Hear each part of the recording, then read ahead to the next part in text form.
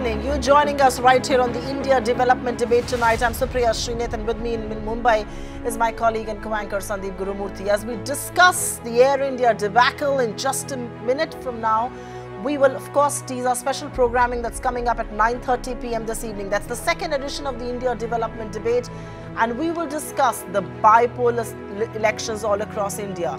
Can a united opposition ensure that the Modi-Shah duo are stalled in their acts? That's coming up, and its ramifications for national politics as well at 9:30 p.m. But for now, the Modi government's ambitious plans to sell off Air India has crash-landed. As the deadline to submit the expression of interest ended at 5 p.m. this evening, all the potential buyers seem to have been scared away. They have decided to give the bidding process a complete miss. Now, some are blaming it on the huge debt burden of the white elephant that's called the Maharaja, while some others are citing the stiff bidding conditions. But the real question remains, is the government at all serious about privatizing Air India? Is there a change of heart following the reservations expressed by the ideologue RSS and its offshoot, the Swadeshi Jagran Manch? Coming to the business side of it, the real question is what is in store for the potential buyer? The biggest takeaways are Air India's international rights in the real estate at major airports, but what could act as a counterweight is the fear of remote control by the government, which will continue as a minority shareholder even after the sell-off. The questionable condition that bars the potential buyers from merging Air India with the existing business is the other big concern. Add to it the growing political opposition against a proposal led by the likes of the Congress and Mamata Banerjee's TMC. Looks like Air India will continue to fly on taxpayers' money. The crash landing of Air India divestment, that's our main discussion tonight on the India Development Debate. Joining us on the debate this evening, Dheeraj Mathur, Aerospace and Defence leader at PwC, Sadanand Dume, resident fellow, American Enterprise Institute and a columnist as well, Maithili Busturmat, consulting editor, ET Now, and Ashwini Mahajan, national co-convener of the Swadeshi Jagran Manch. Sadanand, looks like Air India will continue to live on taxpayers' money. That's the headline, isn't it? I mean, what explains no expression of interest for Air India? Is the asset so unattractive, or did the government get it wrong with the stake sale conditions? Well, I mean, I wouldn't call it a debacle just yet. A lot depends on what we see, what happens next. Rather than a crash landing, I would say that this is a flight that has failed to take off. Let's see if it takes off on the second attempt. But it's certainly clear that right now, the government has been trying to juggle two different things. It's been trying to sell Air India in a way that is politically acceptable, not only to the country at large, but also to its ideological fellow travelers in the Swadeshi Jagran Manch and such organizations. But at the same time, it has wanted the kind of credit that it would get from international markets and from investors by going forward with a high-profile privatization. And right now, what we've seen is that the government has fallen between two stools. It's neither one on the political side, nor has it one on the economic side. Actually, that's the best way to put it. You've neither scored a political brownie point with this because you intended to sell it off, and nor have you actually done anything economically. But let me take this across to Ashwini Mahajan. And Mr. Mahajan, you've been on the show before where we've discussed Air India. You want Air India to stay in Indian hands. Where are the Swadeshi players? They don't seem to be interested at all. Jet, SpiceJet, Indigo, nobody, just nobody put in bids today, not even the Tata Group. They don't seem to be interested. Where are they? Let me clear this, that I want this Air India to be in Indian hands, but it need not be the strategic players like this, or strategic partners, or strategic buyers. What I had said at that point of time is that we can still keep Air India, because now you see the deadline is over and no buyers are there. So we can start afresh. Now we can start thinking afresh in terms of other ways, other methodologies to disinvest. So I had suggested in your earlier show as well that we can think of listing the shares in the stock market and sell them to the general public, to the employees, and even to the financial institutions, Indian financial institutions. So we can start afresh, think again, because this deal which was being made was not a very good deal, neither from the point of view of the strategic partners, strategic players or the new buyers, it was also not good for the from the point of view of the economy or the nation. So I take we that had opening comment. been saying, and we are coming out with a report. Okay.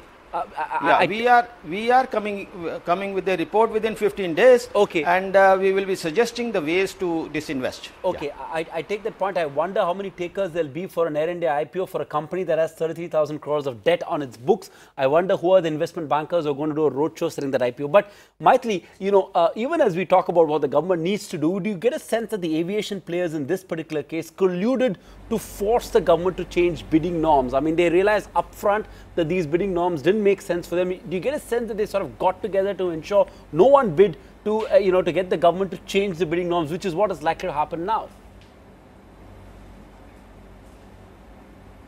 Well, that is a possibility, but the government's terms were always very onerous to begin with, particularly given the fact that the government wanted to retain a 24% stake in the company, and given the fact that government, even if it has a minority stake, is a very powerful player. And we have seen that even in the past, where we've seen whether it was Balco or Hindustan Zinc, the government, even when it said that it would subsequently sell the balance stake that it retained in the company, it never really honored its promise. So anybody who was looking to buy into Air India would always have a great deal of reservations, A, about the government's continued stake in the company, and B, whether the government would ever really completely exit from the company. Also remember, Air India has a huge debt on its balance sheet, as you mentioned, and there is the fact of a bloated staff. So all these factors put together, it was very unlikely right from the very beginning that any serious player would bid for Air India. So it is possible. I don't know whether it's a conscious attempt of all the potential bidders to come together and force the government to rethink.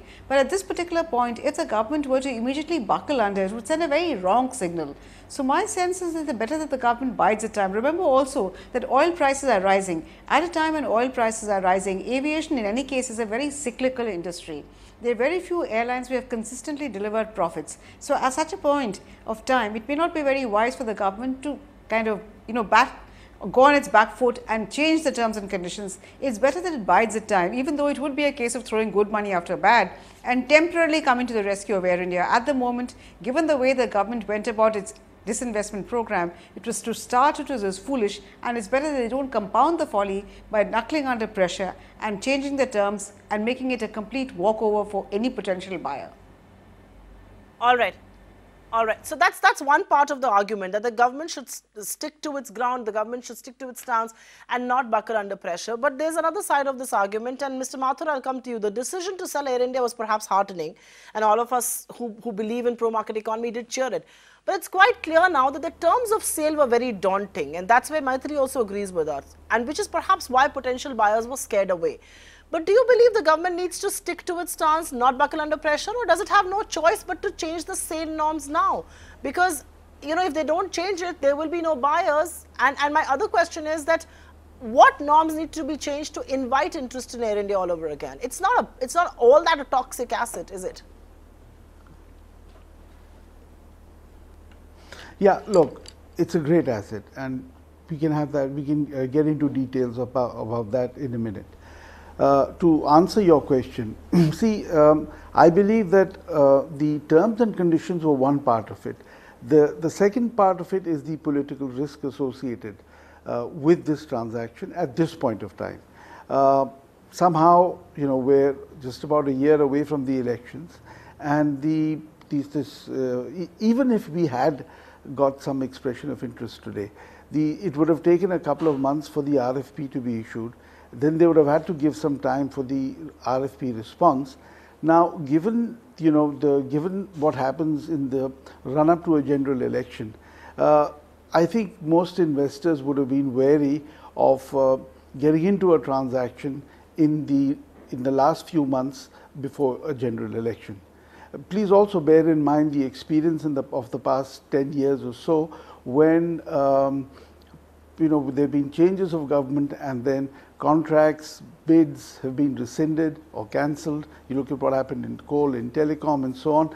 Now, and I'm not getting into the merits of whether that was right or wrong, but I'm just staying with the fact that there is a huge political risk associated with getting into such a big transaction at this point of time.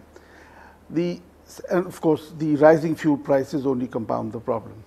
The second big issue is, of course, about the structure of the transaction and the terms and conditions that you're talking about. And there are really three issues there. The one is, of course, the flexibility to deal with the workforce. There is a very large workforce of almost 28,000, over 28,000, all told, including the contracts, contractual laborers and the deputationees and so on. About 38% of them are retiring in the next 5 years. And of course, the government's getting an actuarial valuation done of what the liabilities will be post-retirement of these employees.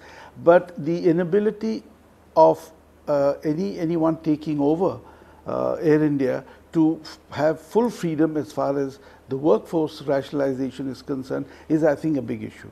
Okay. The second issue is that, the quantum of debt. There is, about over almost 24,000 crores that is going to be passed on. Right. And the third issue, of course, you've already mentioned, and that is about government retaining 24%. Okay, I take that point, and Sadanand, I want to comment on 2 points made there. One is a political risk, and the other is, of course, the employee. And the fact that there was this clause that mandated them to retain all employees at least for the first year after the transaction. Given the political climate, I mean, do you really expect the government to take on the unions, a few months ahead of elections, and the political risk going forward is only going to get accentuated. It's not going to come down, assuming this transaction were to happen, 2 months later, or even if it were to change terms. So what I'm asking is, will they significantly dilute the terms, to the adverse of unions, and two, won't the political risk accentuate going forward? No, Sandeep, I agree with you 100%. And I think that if just looking at the attempt that the government has made, it does come across as a half-hearted attempt.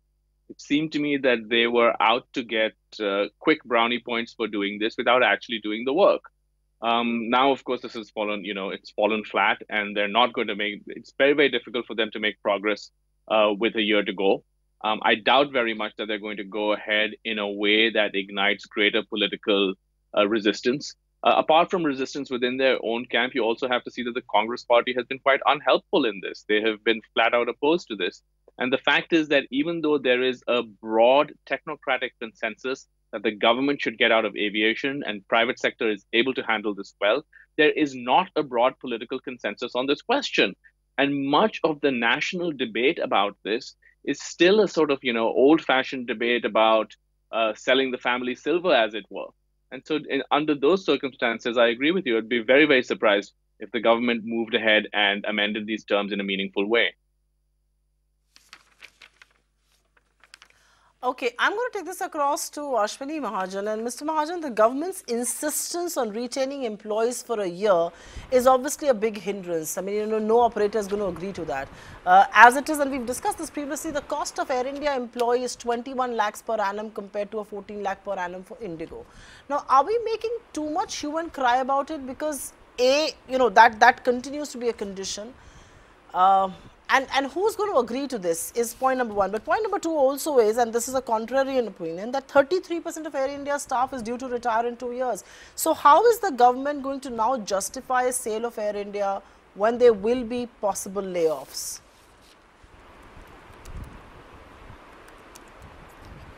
You see, I told you in the earlier show also that in terms of percentage of revenue, it is 12% for Air India and 11% for Indigo, and it is higher for other airlines.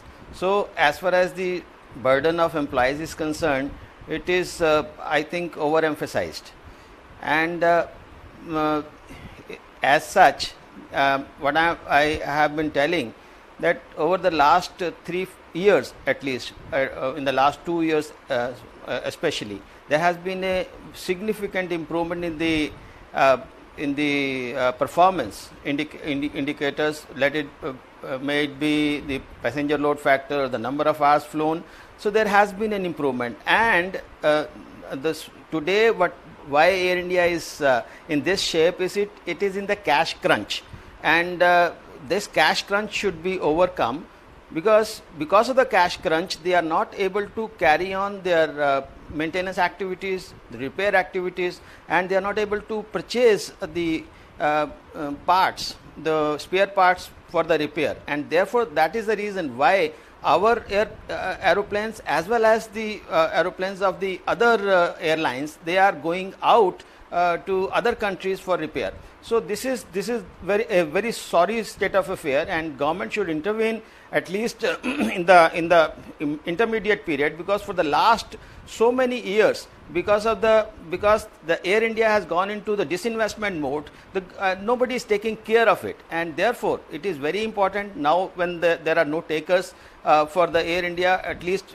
for 1-2 years, we must look into this, and we must try to bring Air India out of the blues. And you see, it is not good. It is not good that always to be in the disinvestment mode and not really working. It's a commercial enterprise in any case. Yeah, I take that point. The fact of the matter is, yeah, it is a commercial enterprise in any case. I take that point, but 23,000 crore of taxpayers' money has been pumped into this carrier since 2012 to try and revive this carrier, and we've seen no revival happen. Let me tell you again and again, how much more money does one need to pump into the carrier, sir? No. And this is taxpayers' money, your and my money.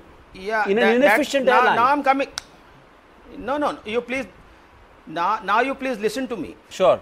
This 23,000 crores of rupees of which were put in, and you go back to the history, the way the aeroplanes were purchased, the way there was a whole lot of corruption going on in Air India, and the way in which the profitable routes were simply handed over to the private airlines. So these are the issues which we must look into, instead of all the time saying that taxpayer money has been put into that. It is a political loss, because the political party which was there was not handling it properly. There are a lot of corruption charges over them. So we must look at that point also. This is the political loss. It is not because of the inefficiency always of the Air India. It was because of the political reasons. But when on files it was written that no aeroplanes should be purchased, more and more aeroplanes were purchased. We required only 2-3 aeroplanes. Mr. Mahajan, 12 aeroplanes in a year were purchased. My simple point, Mr. Mahajan, is that what will suddenly change? Mr. Mahajan, while you make all of those points, no,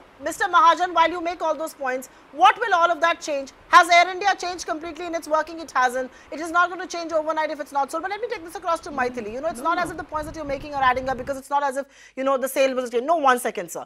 Maithili, the government's assumption is that the operator, whoever comes in, should have assumed a debt of 33,390 crore rupees. Is that a wrong assumption to begin with? I mean, in this world, in this day and age, who is going to assume debt? Let me correct you. The government is not. 1 second, sir. Let me, sir. No, sir. Wait. Supriya, listen to me. Let me finish. No, I will go to Mr.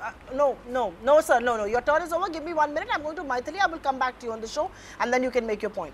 Maithili, my question is that there is a debt of 33,000 crore rupees. If the government is not going to assume it, the private operator will not take it. So the government will have to bite the bullet on debt. The question now is, can it do it in the present scenario when you are saddled with bad debt in any case in your banks? No, that was my point, Supriya. To start with, and let me clarify, it's not that I'm saying that the government should stick to its present conditions. My point was that yes, today Air India is in the mess that it is because of political and bureaucratic interference in the past. So it's come to the sorry pass. Having said that, the government put such onerous conditions that nobody would be willing to bite. But despite that, now if the government were to kind of say, knuckle under and immediately change the conditions, it would be like a distress sale. It will be both politically as well as economically unwise. So in today's scenario, given that you have made the mistake of putting such very unimaginative conditions under which practically nobody would have bid, today to go in for a sale and change the conditions, it would seem as if the government is on its back foot. So for now, there is no alternative but for you to somehow salvage the situation, wait, bide your time and then sell when you're likely to get a better price after having revised your conditions and come out with conditions which are better. There is really no reason why government should maintain that 24%, it should exit completely. But today is not the time, because it would seem as if you're on your back foot. You might have to kind of go overboard and completely buckle under and sell it as a distress sale, and there's no reason to do that. You need to sell when, strike when the iron is hot. We've missed the bus now, But now, given this juncture, it's better to wait, bide your time and sell when the market looks a little better with better conditions, more sensible conditions. Okay, Dheeraj Mathur, does that mean that, you know, the government should not move on this till the political risk is over as well? Let the new government in 2019 take a fresh call on Air India. If it's the same establishment, it will move forward with the political mandate. Do you then expect that the best outcome is that, you know, is that status quo is maintained? Not at all. You see, we're at one level also sort of undermining the magnitude of complexity of this transaction. You know, it's and really to be fair, the government is in a position, damned if I do, damned if I don't. So, you know, and the conditions, you know, you can say that the conditions that were set were a political compromise, trying to, you know, achieve two contradictory goals and so on and so forth. Now, we're also hearing that, you know, we shouldn't buckle under pressure and we should stick to our guns and so on and wait for a more opportune time. So, the fact of the matter is this is a complicated process. And if you look at international experience, airline privatizations have never been easy anyway. So, having said that, take the civil aviation policy which the government came out with a couple of years. It's been over 10 years in the making. Now, and it finally, you know, came out a couple of years back. Similarly, the privatization of Air India is something that we all agree has to be done. Okay, we came up with cut one, which didn't work. Now, what we need to do is get back to the drawing board, get back to stakeholder consultations, identify the key stumbling blocks, see what are, you know, politically palatable decisions or options, given the fact that at the end of the day, this is actually a purely commercial issue. But given the fact, you know, the controversy and the interest that's been generated, there are political ramifications. But fundamentally, it's a commercial issue, a business case. So we need to get back to the drawing board in a dispassionate way. And as I said, look at each of the issues and find rational solutions. And there always are solutions. All right, just hold your thoughts there. Just hold your thoughts there. Rational solutions is what you said, and that brings me to my obvious question. Sadanand, this one's for you. Even before the expressions of interest were invited, most experts like Mr. Mathur and everybody else who joined us on the show said that the conditions were way too stringent. Potential buyers will be scared away. Is it also a true reflection of how these policies, this framework was framed keeping public perception, the political compulsions in mind, and not the pragmatic commercial realities? I mean, why would somebody want to come with 2 government seats? Why will somebody want to assume 33,000 crore debt? Why would somebody want to buy the whole entity and not just parts of it? I mean, these are political compulsions, perception building. These weren't commercial realities. Well, that's a great question, Supriya, and I'll get to that. But let me quickly respond to 2 earlier comments very, very briefly. You know, the first is, you know, in response to Mr. Maharaja and this whole idea that, you know, we can somehow do it right this time. You know, they say that the definition of insanity is repeating the same thing over and over and expecting different results. And unfortunately, that's where we are on this debate about Air India. And like, somehow, if we get the right managers, somehow we'll do it right this time. So that's my response to him.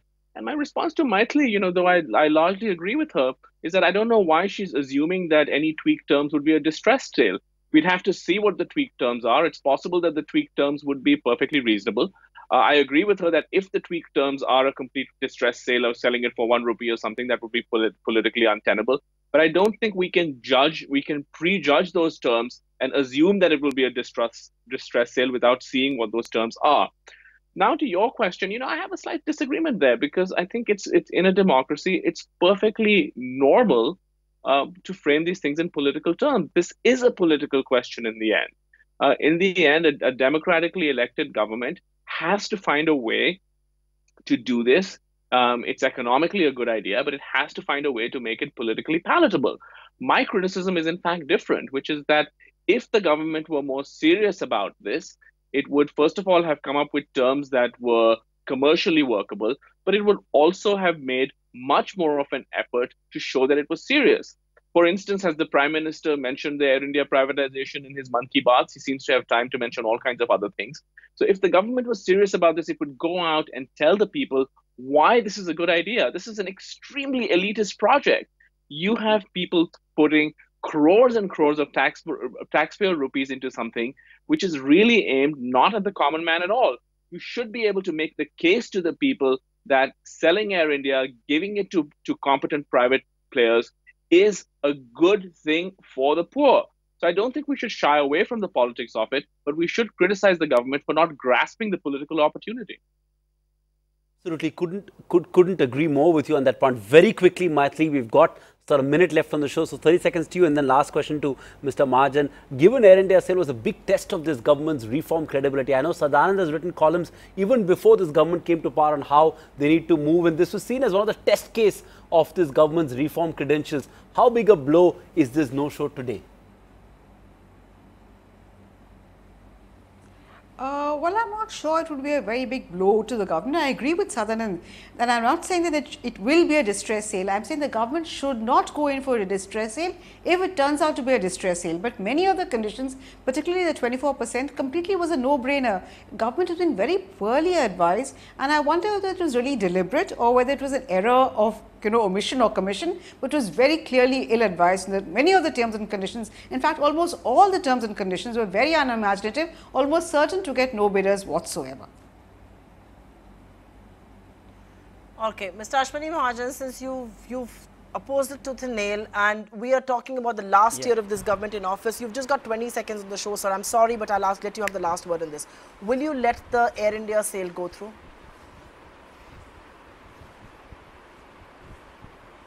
This is not me who is going to let it or not let it to be, because there are no takers, and I must tell you, you correct your notes that it is only 15,000 crores of debt which is being kept under sale, and 30,000 crores of rupees of debt is already in SPV. So please make your notes correct. And secondly, what I feel is that this is something good which has happened, because at this stage, had this been strategic sale gone through, it would have brought a bad name to the government, because we always believe that this kind of, even if you are very honestly doing everything, the strategic sale always raises questions, and so it is very politically a good omen for the government. Okay, politically a good omen for the government, says Ashwini Mahajan of Swadeshi Jagran Manch. So clearly someone's happy that this hasn't had takers. Well, we'll leave it at that. Completely timed out. Sadanand Dome, Ashwini Mahajan, Maithili Biswarup, Dheeraj Mathur. Appreciate you joining us with your perspective on this leg of the India development debate. As we come to an end of this debate, there's one question that plagues our mind. Is Air India so unattractive that not even a single buyer is interested, or have the stiff conditions scared away potential buyers? Indeed. Now, Air India's sale is crucial not just because it is the biggest economic gamble that the Modi government undertook, but also because it's a big political bet that it placed. But the government first needs to have a clear aim of why Air India is being sold. Because right now it appears that it's trying to achieve multiple objectives through this one sale. On that note, completely timed out on this edition of the India Development Debate. Coming up next is the big political discussion on the bipole verdict and what it means for 2019.